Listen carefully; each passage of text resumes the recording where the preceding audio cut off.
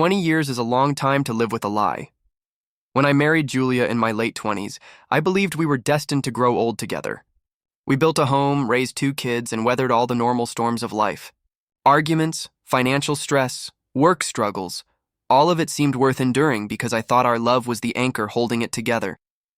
But 20 years into our marriage, I discovered the truth. And that truth shattered everything I thought I knew. It started with something small. Our oldest daughter, Emily, was preparing for college, and she needed her birth certificate. Julia handed me the file folder, and as I was sorting through it, I found something odd, an old letter tucked away behind the documents. Curiosity got the better of me. It was handwritten, faded, clearly old. And it was signed by someone I didn't recognize. Julia last night was unforgettable. I can't believe you're still with him. But I'll take what I can get. Yours always, Em. My stomach dropped. My hands trembled as I read the words over and over. Em? Who the hell was Em? I confronted Julia that night. At first, she denied everything. Said it was an old friend, that I was reading too much into it. But when I pressed harder, when I showed her that I wasn't going to let it go, she broke down, and then the truth came out. In the 2nd year of our marriage, back when Emily was just a baby, she had an affair. It lasted months. And the man, M, wasn't just anyone. He had been my best friend at the time. I staggered back, feeling like I couldn't breathe. My best friend?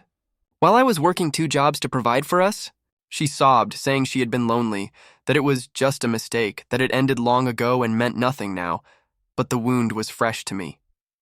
Because while she may have buried the memory, I had been living 20 years in ignorance, faithful, devoted, blind, and then the question that destroyed me. Is Emily mine? She swore she was. Yes, of course she's yours.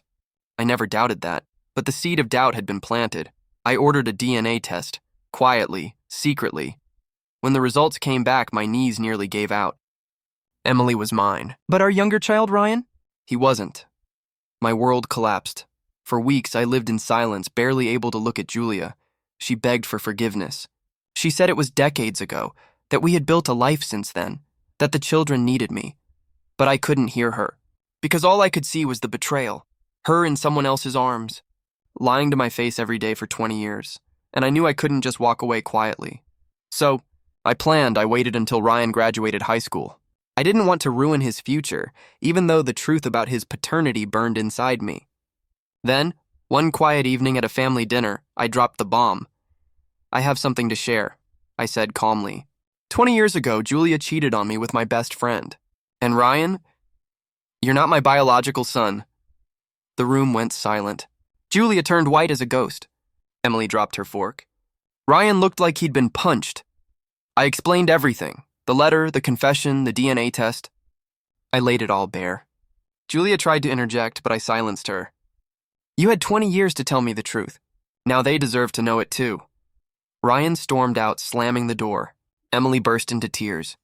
Julia collapsed in her chair, begging me not to do this, not to destroy the family. But it was already destroyed. The divorce was brutal. I exposed everything, her infidelity, her lies, her betrayal. I took half the assets and I walked away. Julia's reputation was ruined. Our children were torn apart. Ryan resented her, Emily pitied me, and for a while I felt satisfied. Revenge had been served. The truth was out. She had lost the life she built on lies. But then karma came for me. Because Ryan, the boy I had raised as my own for 18 years, cut me out of his life completely. He refused to take my calls, refused to see me. You're not my dad, he said coldly, and you never will be. I tried to explain that I still loved him, that I had raised him from birth, that nothing could erase those memories. But he wouldn't hear it. And Julia? As much as I hated her, she still had a bond with him.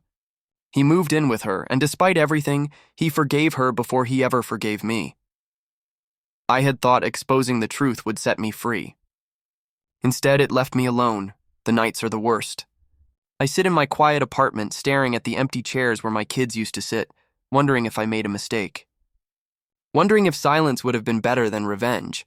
Because in the end, Julia lost her marriage, her reputation, her security.